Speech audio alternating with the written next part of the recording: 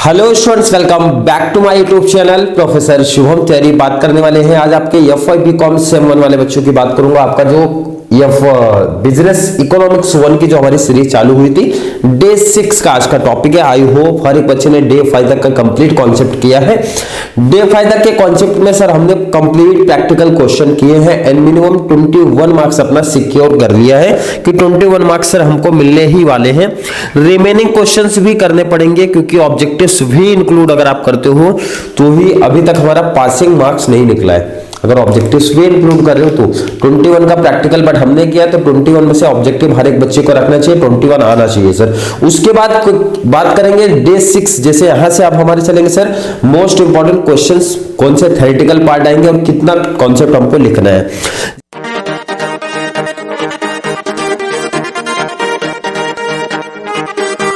जिसे बात करूंगा पहले इजी टॉपिक जो हम लोगों ने ऑलरेडी सुने हैं, एचएससी कॉमर्स में हमने ये टॉपिक पढ़ा है sir. Determinants of demand and important questions भी है। कौन कौन से ईयर में है आया है दिखा देता हूं आपको। अक्टूबर 2017-18 क्लियर 7 to 8 मार्क्स का क्वेश्चन क्लियर बना है।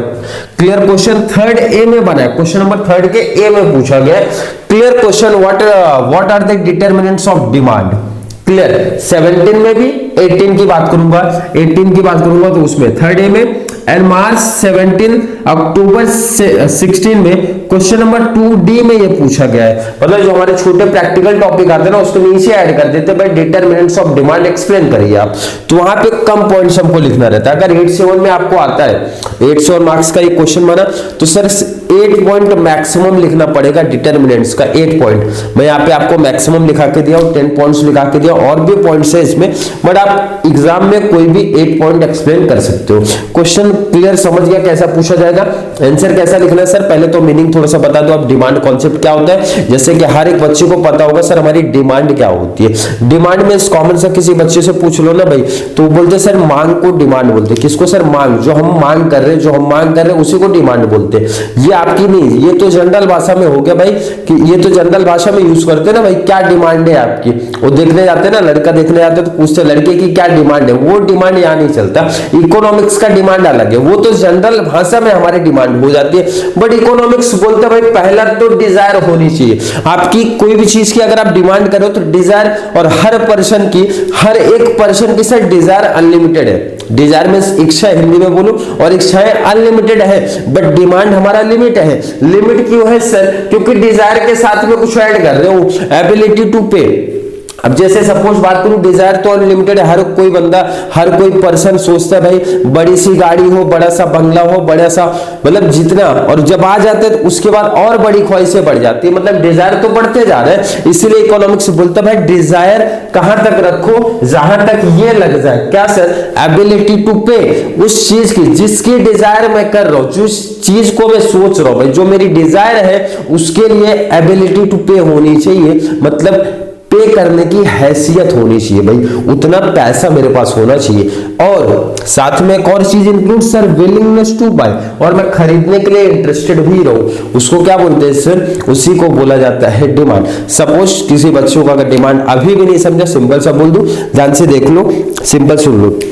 अब जैसे जो ये व्हाइट बोर्ड, प्रैक्टिकल बता रहा हूं, ये व्हाइट बोर्ड है सर, बिल्कुल है। व्हाइट बोर्ड की डिमांड मैं कर चुका हूं, हो चुका है ना, मेरे पास पैसा था व्हाइट बोर्ड पे करने का, मैंने पे किया, लेके उसी टाइम पे मार्केट प्राइस पे लाके इसको लगा दिया। अब देखो यहाँ पे, अब आगे की प्लानिंग है सर, मेरा डिजिटल बोर्ड लाना है।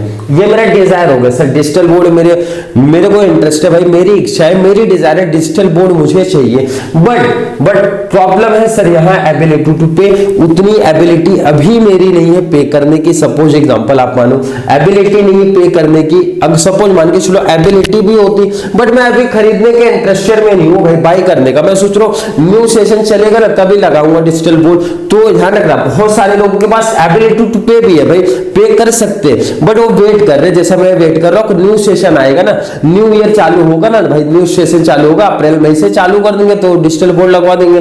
तो ये क्या हो गया कि एबिलिटी टू पे भी है, डिजायर भी है, बट विलिंगनेस टू बाय नहीं, अभी मैं खरीदने के लिए इंटरेस्टेड नहीं हूं। तो इसको क्या बोलेंगे? मतलब इसीलिए बोला जाता है भाई डिमांड रिलेशन रखता है प्राइस के साथ भी, टाइम के साथ भी। आपके पास है लेकिन अभी आप ऑन द स्पॉट, मतलब तुरंत आप परचेज नहीं करो भाई, उसी टाइम पे आप परचेज नहीं कर रहे हो तो उसको भी डिमांड नहीं एक्सेप्ट किया जाएगा, डिमांड नहीं बोला जाएगा। आई होप हर एक बच्चे को यहां तक का क्लियर कॉन्सेप्ट है, ऑलरेडी आपने एचएससी कॉमर्स में पढ़ा होगा टॉपिक्स। चलिए टॉपिक है सर डिटरमिनेंट्स ऑफ डिमांड। भाई ऐसे कौन कौन सी चीजें हैं, ऐसे कौन कौन से फैक्टर्स हैं जो डिमांड पे इफेक्ट डाल देते हैं। तो पहला फैक्टर हमारा आता है सर प्राइस। हर एक बच्चे ने एटलीस्ट समझा नहीं होगा तो रट्टा जरूर होगा सर, प्राइस के साथ डिमांड का रिलेशन उल्टा चलता है। प्राइस हमारी बढ़ती है तो डिमांड हमारा लो होता है, मतलब सर ना प्राइस अगर हमारी इंक्रीज होती है तो डिमांड हमारा होता है लो, और उल्टा कर दो सर, किसी चीज की अगर प्राइस हमारी लो होती है तो डिमांड होती है हाई। ये चीज हमको पता है, बहुत डिटेल में टॉपिक्स में नहीं जा रहे क्योंकि 3 क्वेश्चंस हमको आज प्रैक्टिस करने हैं, पॉसिबल हुआ तो। क्लियर है सर, बिल्कुल क्लियर, प्राइस के साथ कॉन्सेप्ट क्लियर है। सेकंड मैं आपसे पूछूं भाई इनकम के केस में क्या होता है, किसी पर्सन की अगर इनकम बढ़ती है तो डिमांड क्या होगी सर, कॉमन सी बात है भाई, किसी का भी इनकम अगर इंक्रीज होता है तो डिमांड इंक्रीज होता है। बहुत सारा आपने देखा होगा भाई प्रैक्टिकल टॉपिक से, किसी के लड़की की अच्छी जॉब लग जाती है भाई, अच्छी प्लेसमेंट मिल गई, बहुत अच्छी सैलरी हो गई, तो देखा आपने नोटिस भी किया होगा 2 से 3 महीने के बाद डिमांड चालू हो जाता है भाई, देखा रहेगा आपने, देखा रहेगा, मतलब नई नई चीजें हमारे घर में दिखने लगती है। तो रीजन क्या है, इनकम इंक्रीज तो डिमांड इंक्रीज हुआ, और इसका अपोजिट भी होता है सर, इनकम डिक्रीज हुआ ना तो डिमांड भी डिक्रीज होता है, मतलब इनकम और डिमांड के बीच में पॉजिटिव रिलेशन है। इनकम इंक्रीज हुआ तो डिमांड भी साथ में इंक्रीज होगा, इसको बोलते हैं पॉजिटिव रिलेशन। प्राइस और डिमांड के केस में होता है नेगेटिव रिलेशन, जिसको हम लोग बोलते हैं इनवर्स रिलेशन। क्लियर है सर, बिल्कुल क्लियर।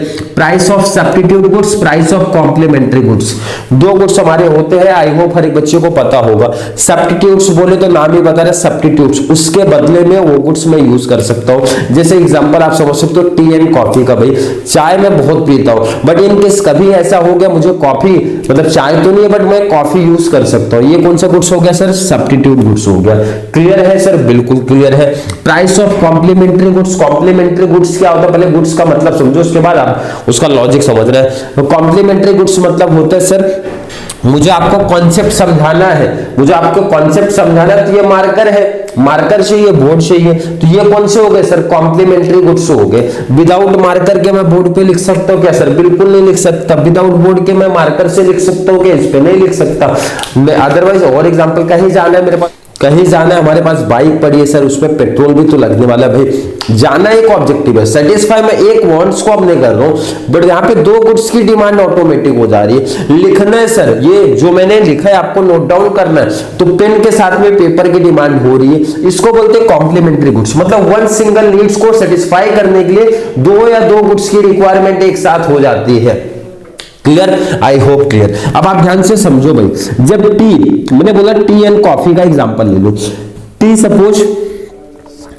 सपोज करो यहां पे एग्जांपल, कितने रुपए की आती है टी, भाई चाय पीने वाले लोग हैं तो हमको पता है सर 7 रुपए की चाय है, कितने की, अब ध्यान रखना यहाँ पे कहीं मॉल की बात नहीं हो रही, एक नॉर्मल सी प्राइस की मैं बात कर रहा हूँ। 7 रुपए का है तो सपोज मान के चलो ना, उस दुकान पे 1000 लोग पी के जाते हैं डेली, मतलब डिमांड मेरी 1000 की है, सपोज एग्जांपल समझो। कॉफी तो मैंने पिया नहीं है, मतलब पिया नहीं है मींस मैं चाय ही पीता हूँ बेसिकली, तो कॉफी का रेट मुझे पता नहीं, आप लोग कमेंट कर देना भाई। मैं एक एग्जांपल सपोज ले लेता हूँ, चलो 12 रुपए, और इसकी डिमांड करते कमी, कॉमन सी बात है, प्राइस कम होगा तो डिमांड कम लोग करेंगे, 400 लोग कर रहे हैं। तो ध्यान से देखो, अगर कॉफी की टी का प्राइस मतलब चाय का प्राइस, इन केस इसको मैं नीचे लिख लेता हूं, प्राइस कितना था सर, 7 था, 7 से कितना हो गया, 10 हो गया, 7 से कितना हो गया सर, 10 हो गया, बट कॉफी के प्राइस में कोई चेंजेस नहीं हुआ, मतलब रिमेन कांस्टेंट उन्होंने रखा, कोई प्राइस को चेंज नहीं किया। 7 से 10 किया तो इनके कुछ कस्टमर यहाँ शिफ्ट हो जाएंगे, ये 1000 से सीधा कितने पे आ जाएंगे सर, 600 पे आएंगे। मतलब सर समझा नहीं, तो ये 400 कस्टमर कहाँ जाएंगे सर, यहाँ चले जाएंगे, 400 प्लस 400 800 कस्टमर इनके हो गए। ध्यान से देखो, इन्होंने अपने चाय वाले ने अपनी प्राइस बढ़ाई, तो डिमांड किसकी बढ़ी सर, कॉफी की बढ़ गई, कॉफी का डिमांड बढ़ा, कॉफी का डिमांड इंक्रीज हुआ ना। कॉमन सी बात है, कस्टमर यहां से शिफ्ट होंगे, यहां से उठेंगे, चाय वाली दुकान से उठ के कॉफी वाली दुकान पे शिफ्ट हो जाएंगे। सर रीजन है कॉफी वाले ने तो अपना प्राइस कांस्टेंट रखा है, उसने अपने प्राइस में कोई चेंज नहीं किया। चेंज किसने किया? उसके सब्स्टिट्यूट गुड्स ने। सब्स्टिट्यूट्स अगर चेंज करेगा, कोई प्राइस अगर हाई किया तो बेनिफिट मुझे मिलेगा, प्राइस लो किया तो भी लॉस मुझे होगा, मेरे कस्टमर वहां चले जाएंगे। मतलब सेम प्राइस पे मेरे कस्टमर कम या फिर ज्यादा हो सकते हैं। इसका रीजन है क्योंकि हमारे सब्स्टिट्यूट्स जो भी गुड्स अवेलेबल था उसने अपने प्राइस हाई या फिर लो की होगी। तो इसका मतलब सर बहुत ऑब्जेक्टिव्स में पूछा जाता है क्वेश्चन कि प्राइस ऑफ सब्स्टिट्यूट गुड्स में कौन सा रिलेशन है। प्राइस अगर हाई होता है तो डिमांड हाई होती है, सब्स्टिट्यूट गुड्स की पॉजिटिव रिलेशन है। कॉम्प्लीमेंट्री के केस में क्या होता है, ध्यान से देख लो, पेट्रोल की प्राइसेस अगर कंटिन्यू हाई होंगी ना तो भाई मैं नहीं बहुत सारे क्या करेंगे सर, गाड़ी घर पे रख देंगे। सर इतना बजट नहीं है, क्या करेंगे, साइकिल से अप डाउन करेंगे, पैदल आने जाना चालू कर देंगे। क्यों? क्योंकि पेट्रोल की प्राइसेस हमारी हाई हो रही है। तो पेट्रोल की प्राइस हाई होना स्टार्ट हो गया, मतलब ज्यादा होगा तो कार की डिमांड क्या होती है, कम होती है। मतलब सर कुछ ऐसा फर्क पड़ता है, कुछ ऐसा इफेक्ट पड़ता है क्या? कुछ इफेक्ट पड़ता है, ये नहीं बोला बहुत, क्योंकि बच्चे बोलेंगे ऐसा कैसे सर, कुछ 2 4 10 रुपए के लिए कोई कार की डिमांड नहीं करेगा, कोई बाइक की डिमांड नहीं करेगा, नहीं, कुछ परसेंट की डिक्रीज होगा। इसका रीजन है कुछ परसेंट डिक्रीज होगा अगर पेट्रोल की प्राइसेस हमारी कंटिन्यू हाई होती गई, कंटिन्यू हाई होगी तो डिक्रीज होगा, इनवर्स रिलेशन। चलिए आगे के टॉपिक्स हमारे इजी है, वो देख लेते हैं। एडवर्टाइजमेंट जितना ज्यादा हाई होगा उतना ज्यादा प्रोडक्ट की डिमांड होती है, इसलिए आज के टाइम पे देखा रहेगा आपने सेलिंग एक्सपेंडिचर बढ़ गया है। जितना ज्यादा हम लोग को टीवी पे देखा रहेगा, टीवी पे, मैगजीन पे, रेडियो पे या फिर जहां भी देखा रहेगा, ऑनलाइन भी आजकल चल गया, तो जहां भी जितना ज्यादा ऐड होगा उतने ज्यादा उस प्रोडक्ट की हमारी क्या होती है सर, डिमांड होती है। मतलब जितना ज्यादा आप ऐड करोगे ना प्रोडक्ट की डिमांड हमारी उतना हाई होगी, और जितना लो आपका एडवर्टाइजमेंट रहेगा उतना ज्यादा डिमांड आपकी लो रहेगी। गवर्नमेंट पॉलिसी की बात कर लेते हैं। गवर्नमेंट पॉलिसी क्या बोल रहा है सर, टैक्सेशन पॉलिसी वगैरह आप इंक्रीमेंट अगर करोगे ना, टैक्सेशन पॉलिसी वगैरह अगर आप इंक्रीमेंट कर दोगे तो इसका मतलब होता है ना डिमांड हमारी हो जाती है लो। इस पे सपोज मान के चलो, इस पे टैक्स गवर्नमेंट ने बढ़ा दिया, टैक्स बढ़ा दिया तो सामने वाला मुझसे चार्ज करेगा, क्योंकि इनडायरेक्ट टैक्स है। इनडायरेक्ट टैक्स मतलब गवर्नमेंट ने टैक्स भरा है तो सामने वाले दुकानदार ने वो टैक्स मुझसे वसूला। मतलब कैसे वसूलेगा सर, कॉमन सा इसका प्राइस बढ़ा देगा, और प्राइस अगर बढ़ता है तो डिमांड होती है लो। क्लियर है? सॉरी, आई होप हर एक बच्चे का क्लियर होगा।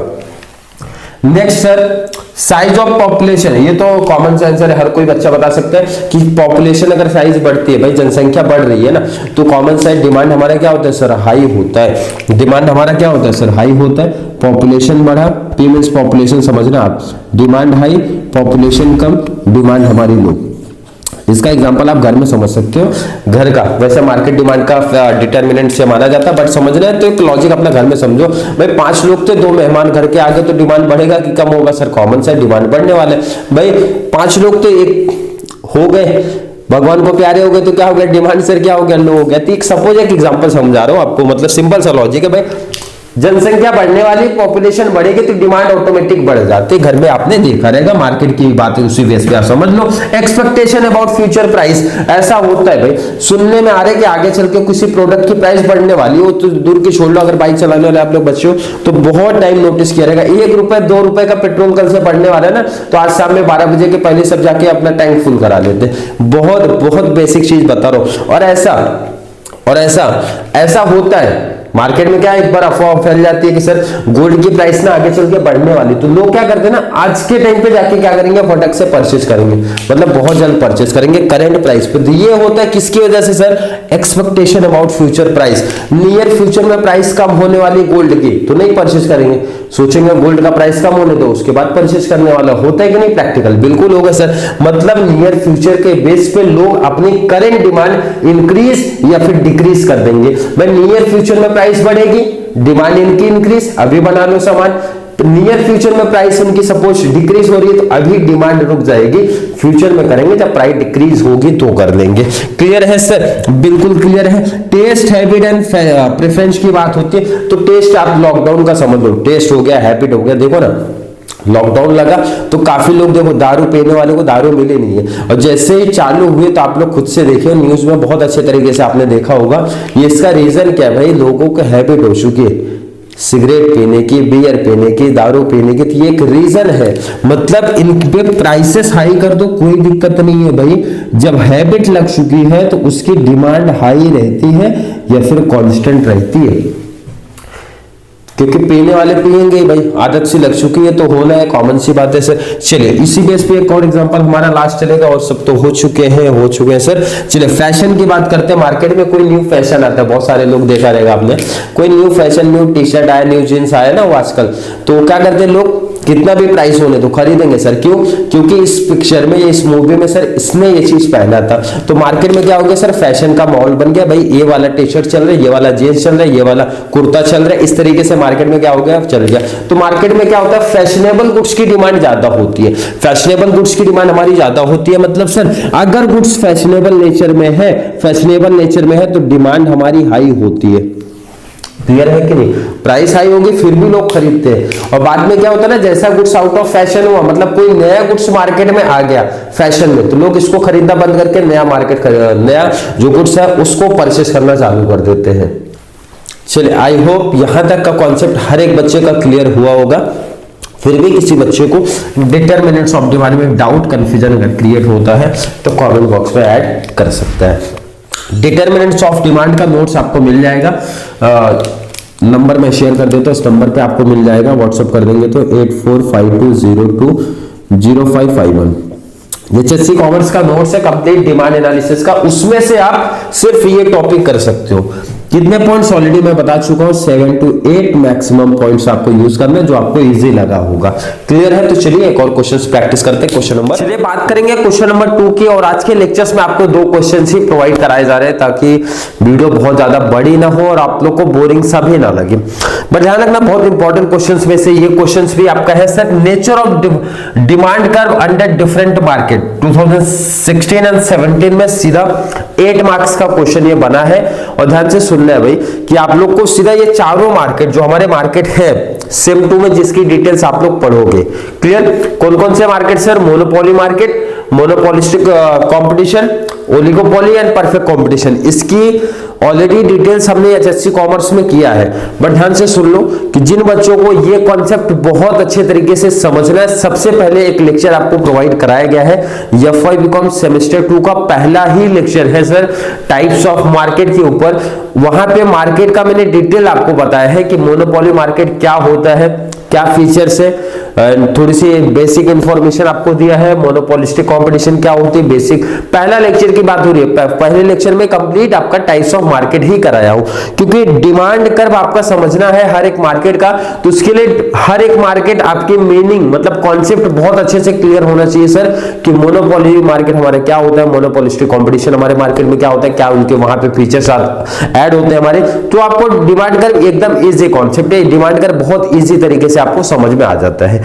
क्लियर? आपको एग्जाम में कोई भी दो, मैं साइड हो जाता हूं, आपको स्क्रीन पे ऐड कर दूंगा 2016 में कैसा क्वेश्चन पूछा है, 2017 में कैसा क्वेश्चन पूछा है। चारों मार्केट कभी नहीं पूछे जाते क्योंकि बहुत बड़ा क्वेश्चन हो जाएगा। फिर आपका कोई भी 2 मार्केट पूछा जाएगा, 4 में से कोई भी 2 रख सकते हैं, मोनोपोली, मोनोपोलिस्टिक रख सकते हैं, ओलिगोपोली, परफेक्ट कंपटीशन रख सकते हैं, या फिर कोई भी क्वेश्चंस। तो लिखना कैसे, एक्सप्लेन करना कैसे, काफी बच्चों को डाउट्स भी रहेगा सर लिखना कैसे हमको।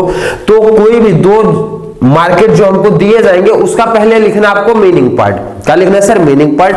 मीनिंग तो ऑलरेडी मिल जाएगा, जो नंबर मैंने शेयर किया था उसी नंबर के थ्रू मीनिंग तो सबका मिल जाएगा। सिर्फ डिमांड कर्व आपको लिखना पड़ेगा, डिमांड पर ऐसा ये डायग्राम बनेगा और थोड़ी सी 2 लाइन ऐड करना पड़ेगा, डिटेल्स लिखना पड़ेगा। चलिए बात करते हैं एक एक मार्केट की डिटेल। मोनोपोली मार्केट सर हमने ऑलरेडी एचएससी कॉमर्स में पढ़ा है। मोनो मींस होता है सिंगल, पॉली मींस होता है सेलर। मींस मोनोपोली एक ऐसा मार्केट है जहां पे एक अकेला बंदा, एक अकेला सेलर, एक अकेला प्रोड्यूसर डील करता है, भाई वही अकेला मार्केट हो करेगा।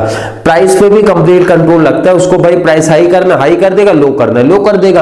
प्राइस अगर हाई करेगा उनको, सपोज डिमांड क्या करना है, डिमांड करना है सर लो, डिमांड लो करना है तो क्या करेगा सर? प्राइस हाई कर देगा। प्राइस हाई किया तो डिमांड ऑटोमेटिक लो, और प्राइस लो कर देगा डिमांड हाई हो गया सर। क्योंकि हम लोगों ने ऑलरेडी ये डिटेल पढ़ा है, ये डिटेल पता है हमको प्राइस एंड डिमांड का क्या रिलेशन है। मतलब सर और एक पॉइंट भी पढ़ा था प्राइस डिस्क्रिमिनेशन का।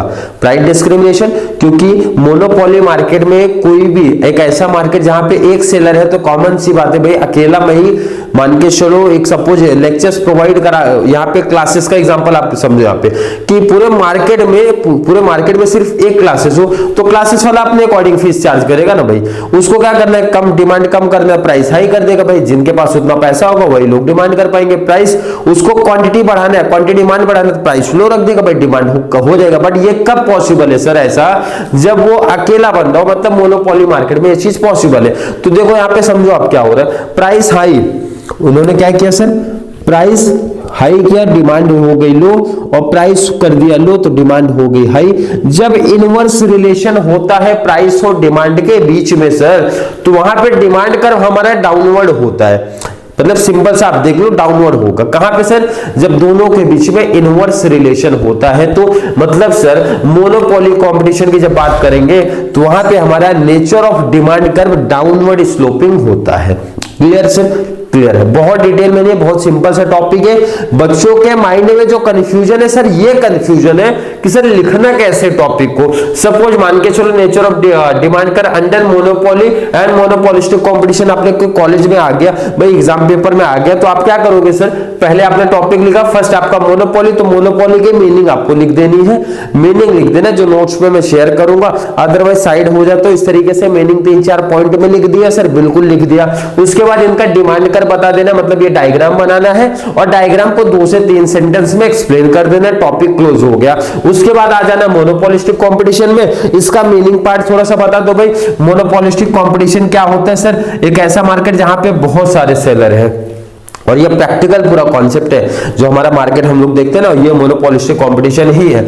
डिफरेंशिएटेड प्रोडक्ट पहले के टाइम पे नहीं था बट अभी हो गया है, पहले के टाइम पे नहीं था बट अब हो गया है। पहले क्या होता था, आपने सुना रहेगा भाई, पार्ले जी चलता था बहुत मार्केट में, क्लियर है कि नहीं, क्यों थे, लेकिन सब्स्टिट्यूट्स कम थे आपके उस टाइम पे और डिमांड था, अकेला कब्जा किया था पार्ले जी ने। बट अब ऐसा है क्या सर, नहीं, अब तो भाई नाम नहीं, मतलब इतने सारे गुड्स में कोई भी प्रोडक्ट आप ले सकते हो, इतनी सारी वैरायटीज आ गई ना कि सब्स्टिट्यूट्स इजीली अवेलेबल हमारे पास है। तो ये कौन सा मार्केट है सर, मोनोपोलिस्टिक कंपटीशन है। और इसमें भी ध्यान रखना, इसमें भी आप जैसे ही प्राइस थोड़ा सा भी हाई किया ना भाई, डिमांड बहुत स्पीड तरीके से लो जाएगा।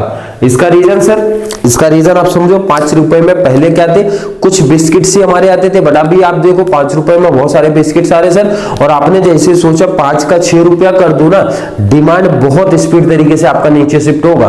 क्यों क्यों, क्योंकि 5 रुपए में बहुत सारे कॉम्पिटिटर सामने दिख रहे हैं हमको, मीन सब्स्टिट्यूट्स अवेलेबल है, सब्स्टिट्यूट्स ज्यादा है।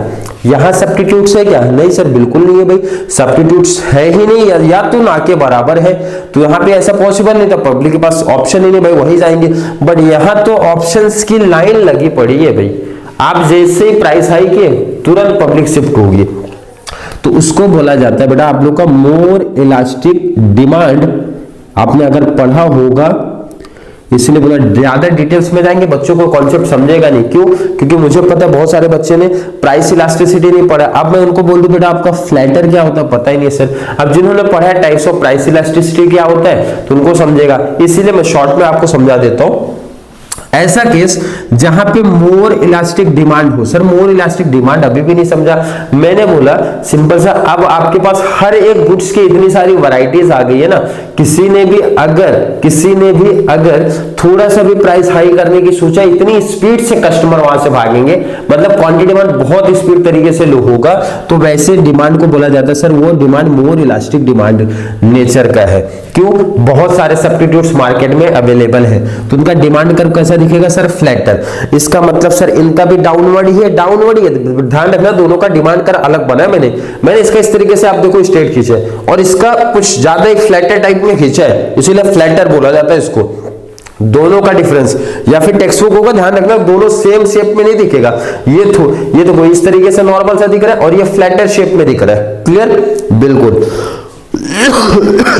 Sorry, next oligopoly market. पहले मीनिंग लिख दो, ओलिगो मींस होता है सर हमारा फ्यू, पॉली मींस होता है सेलर। इट मींस एक ऐसा मार्केट जहां पे फ्यू सेलर्स है। यहाँ पे क्या था, यहाँ पे बहुत सारे सेलर्स है, बहुत सारे सब्स्टिट्यूट्स अवेलेबल है, बट यहाँ बोल रहे कुछ सेलर अवेलेबल है और कुछ रूल बोलता है ओलिगोपॉली मार्केट। सपोज सर कितना, कि मतलब एक ऐसा मार्केट है जहां पे लेस देन 10 सेलर हो, लेस देन 10 सेलर हो।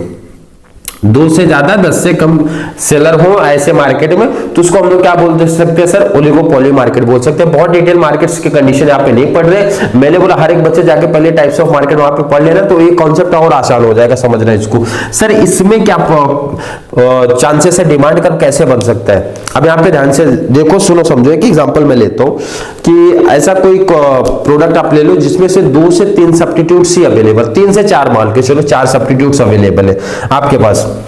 अभी एक एग्जांपल मैं लेता हूं, ए बी सी।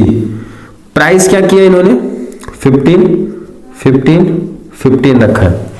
कोई भी कोल्ड ड्रिंक का एग्जांपल आप समझ सकते हो, 15 15 15 का रखा है। तो कस्टमर हर किसी के पास है, कस्टमर हर किसी के पास है, मतलब इनके पास कुछ कस्टमर है सर 100 है, इनके पास 120 है, इनके पास 150 है। ऐसा नहीं होगा 100 100 100 ही होगा, डिमांड तो कुछ भी हो सकता है, बट प्राइस इन्होंने सेम रखा।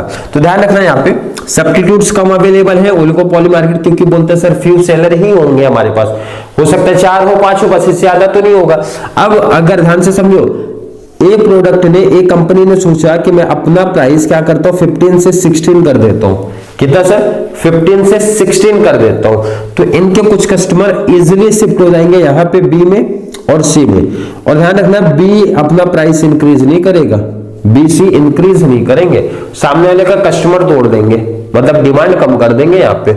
क्लियर हो गया? और कुछ मींस तुम आपके 100 में से सीधा 70 नहीं तो 60 कस्टमर हो जाएंगे, डिमांड हो गई 60। क्लियर है कि नहीं है? अब ध्यान से देखो। अब बट ए ने सोचा, भाई दिमाग लगाते ना, हर कोई कंपनी अपना दिमाग लगा रही है, उसने सोचा कि भाई सबका सेम रेट है, भाई 15 की जगह पे ना मैं रेट कर देता हूँ 14। तो भाई बी और सी भी कॉमर्स वाले बच्चे हैं ना, वो भी क्या करेंगे भाई, हम भी 14 कर देंगे, क्योंकि हमको पता कि अगर हमने रेट कम नहीं किया ना तो सामने वाले ना भाई यहाँ हमारे कस्टमर यहाँ शिफ्ट हो जाएंगे। तो मतलब सर कॉन्सेप्ट क्या समझा ओलिगोपोली मार्केट में? ओलिगोपोली मार्केट में सामने वाले कॉम्पिटिटर जो होते हैं ना, आपके प्राइस देख के प्राइस बढ़ाएंगे नहीं, कस्टमर तोड़ना है उनका। बट जैसे प्राइस आपने लो किया ना, वैसे प्राइस लो कर देंगे वो लोग। इनका मतलब सर इसमें डिमांड कर्व फिक्स नहीं कर सकते हो, फिक्स नहीं कर सकते कौन से नेचर का है। मतलब सर आपने सोचा मैं प्राइस हाई करूं तो डिमांड तो आपके लो तो होगी, ये तो फिक्स है, लो नहीं बहुत स्पीड से लो होगी भाई।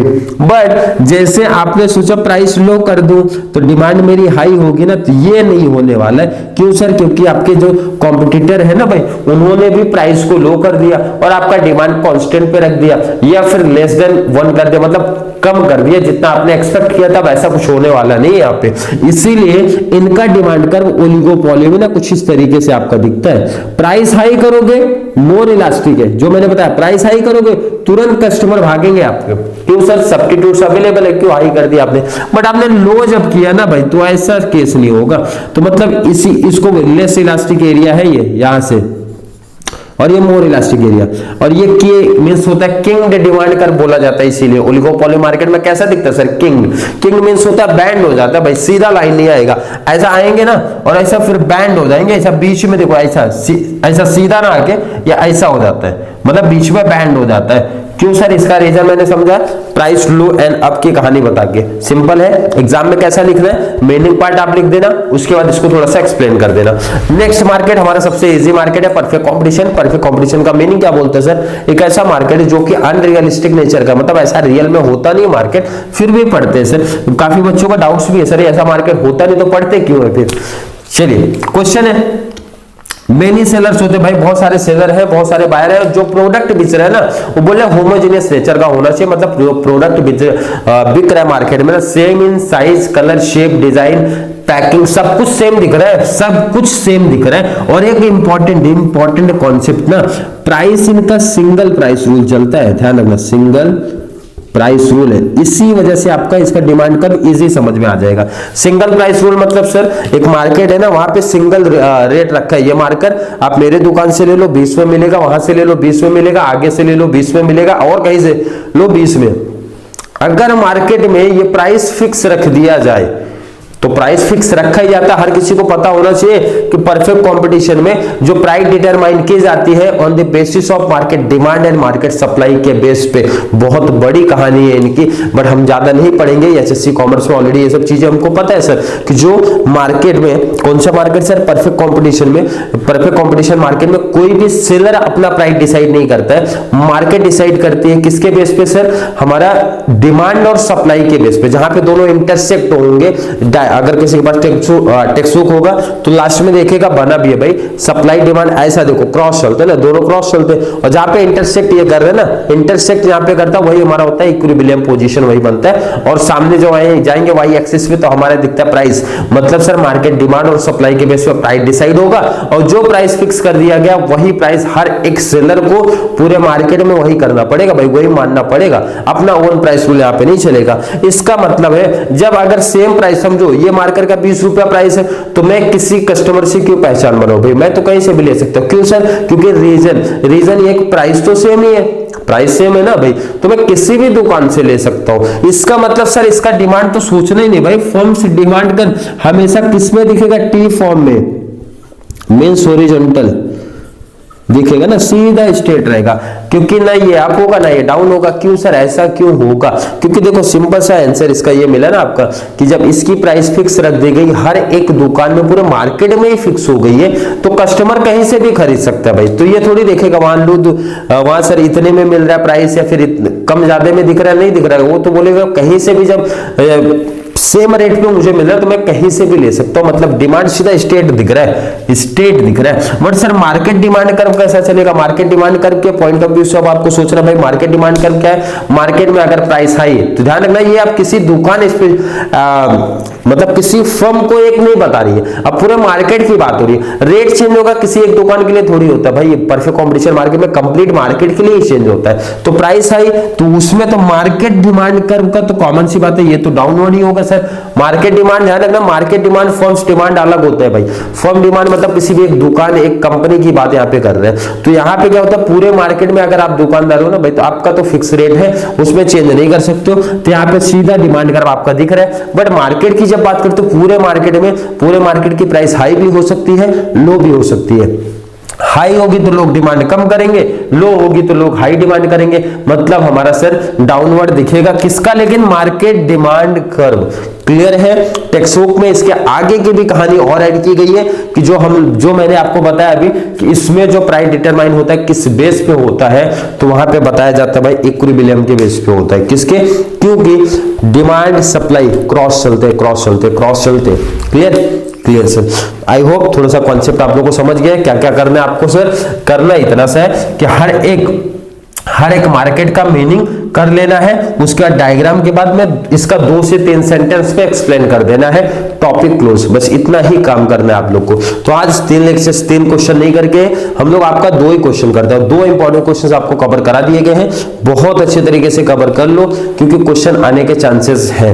ये नहीं क्वेश्चन अगर आता है तो next hashtag day 7 question number 3 आपका कंप्लीट करा देंगे। क्वेश्चन नंबर 3 के लिए डे 6 मैंने लिया है, डे 7 2 दिन में थ्योरेटिकल पार्ट कंप्लीट हो जाएंगे। वही इंपॉर्टेंट क्वेश्चन सिर्फ आपको फॉलो करके जाना है, इजिली 15 मार्क्स क्लियर कर लेना है। तो चलिए, वीडियो में थोड़ी सी भी हेल्पफुल लग रही है तो वीडियो को लाइक करना, अच्छे कमेंट ऐड करो, जितना ज्यादा पॉसिबल हो सके F5 बीकॉम वाले बच्चों को शेयर करते रहो चैनल का लिंक, ताकि उनको भी इस चैनल के थ्रू बहुत सारा बेनिफिट्स मिलता रहे। तो चलिए मिलेंगे नेक्स्ट क्लास में, तब तक के लिए थैंक यू so much।